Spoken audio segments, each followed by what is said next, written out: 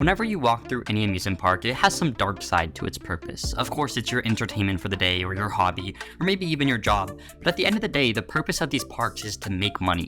Make money for the corporation, and make money to continue expanding the park, pay the executives, and drive profits. It's sad to think about, but at the end of the day, that is what parks have to worry about.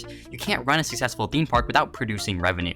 So today we are going to take a deep dive into the business side of theme parks and talk about why independent theme parks are better than corporate theme parks. The first point that we have to talk about is management. Management can make or break a theme park experience. These decisions include staffing, operations, employee training. It really is what every guest interacts with on a day-to-day basis. Now, the reason why management is so much better in independent theme parks is because they just care a lot more about their guests. They don't have millions of people set through their gates every year, and they truly want everyone who goes to see their vision and see the amazing work that they are putting in. A good example of this is all the work that was put into Air Force One. You can argue that FunSpot is a corporation, but at the end of the day, it's a small family-owned business that started with a few arcades. John Airy Jr. and his dad have turned FunSpot Atlanta from a neglected credit run to a must-see destination for any coaster enthusiast. If you ask anyone who has gone to this park, they say the operators are always having an amazing time, and they are incredibly efficient. If that's not a round of applause for management, I don't know what is. Just compare it to Twisted Colossus. This RSP is supposed to duel, but Six Flags just can't get their employees to try a little harder. Seriously, the lack of urgency on that station platform is just completely absent. It's honestly sad. Management makes or break a theme park experience. It can cut wait times and just improve guest experience overall. Let's look at some more examples of park management going above and beyond to ensure every guest experience is amazing. Holiday World. It absolutely blows my mind the lengths that Holiday World goes to create the best experience out there. They give out free sunscreen and free soda so that guests can enjoy their day at the park. They don't worry about the lost costs associated with these decisions.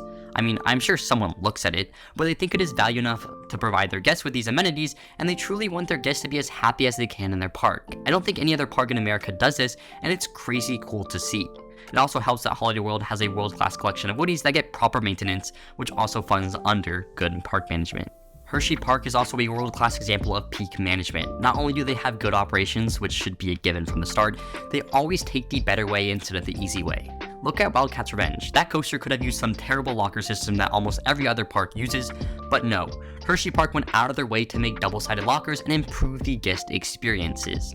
It's examples like these that can really fine-tune a theme park visit and comes down to how good the management is and how good the park strives to be. And it's not just the locker system at Hershey. Hershey has great maintenance on the rides, and they are always trying to improve in the most ways possible. They added Dark Nights 2 years ago, and that has been a good success for the park. So they're always trying to enhance the guest experience, and I absolutely love Hershey Park for that. The next thing that I want to talk about is the park's ability to invest. One huge thing that independent parks do is make more meaningful additions. Corporate parks seem to satisfy their big boy shareholders, so they need to add something to bring in the money. Independent parks don't have a lot of money, so they make sure every addition is a meaningful step in the process and that they are getting the best ROI possible. A good example of corporate parks just checking boxes is Six Flags. Six Flags always takes the easy way out where they can. They deliberately choose to buy clones and less impressive coasters because it's cheaper. I mean, look at the amount of clones at Six Flags parks. You have Batman, Superman, Jersey Devil, and the Super Boomerang is going to be the next big clone.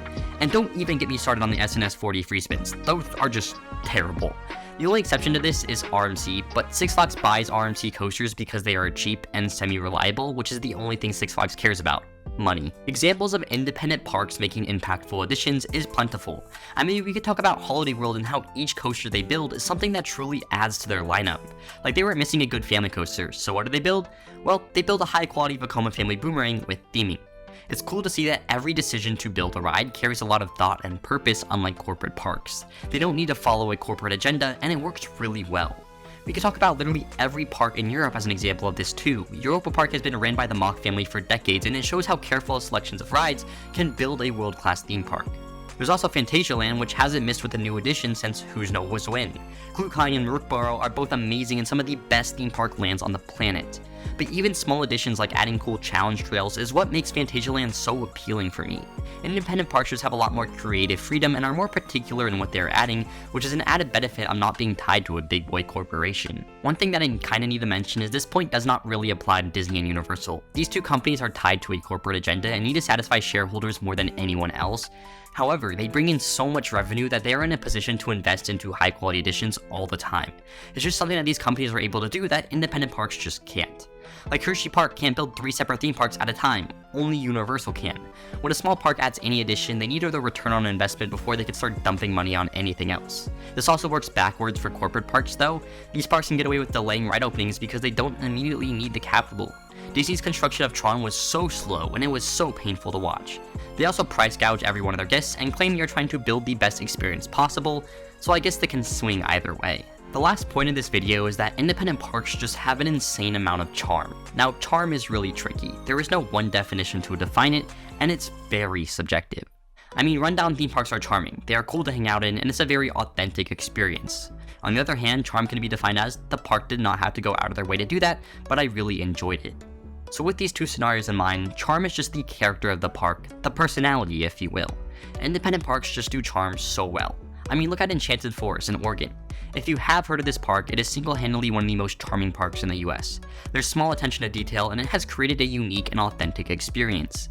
The effort put into places where it wasn't obviously needed, the personalized touches that the park made, and the overall fantasy feel contribute to its charm. The same can be said for parks like Bonbonland, where you see something like Dog Fart Coaster and can't help to laugh at it. It's these authentic experiences that make up charm. A lot of parks also pull off charm in a different way. It's not a cutesy charm, but wow, that is an experience charm. Fantasyland, Efteling, and kind of Europa Park all have this charm that other parks do not provide. Disneyland in the US also carries this certain type of charm. In essence, these parks create alternate worlds that immerse the guests, and the charm stems from there. I really hope I did a good job at talking about charm because it's the most subjective term ever in an already subjective industry. I think the best way to describe it is just the authenticity and the character of a park, and this can really be achieved in either way, but it's something that corporate parks just lack. Like, who says any Six Flags parks is charming? Six Flags parks constantly get trashed on for being unclean, and they are basic for overusing lame themes like DC.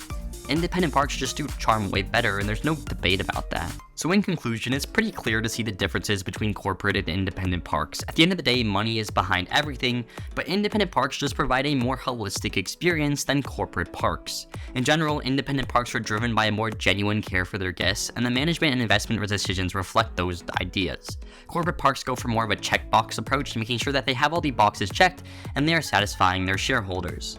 We can see this work some of the time with Disney and Universal, who have large capital for crazy investments, but it doesn't always work as we have seen with Six Flags hitting bankruptcy and having the most corporate feel of a theme park ever. The corporate agenda just has parks not making the most optimal decisions, so we see wonders like Fantasyland and Hershey Park just seemingly always making correct decisions. And charm, while completely subjective, is felt absent out of corporate parks and is a lot more easier to come by with independent parks. So those are my thoughts on independent parks versus corporate parks, and at the end of the day, it's really not just black and white. Both types of parks have potential to be world class, and it really comes down to personal preference. But let me know if you agree with my decisions in the comment section below. That's all for today's video, guys. As always, make sure to like and subscribe, join the Discord, link in the description. I'll see you in the next one. Have a great rest of your day. Goodbye.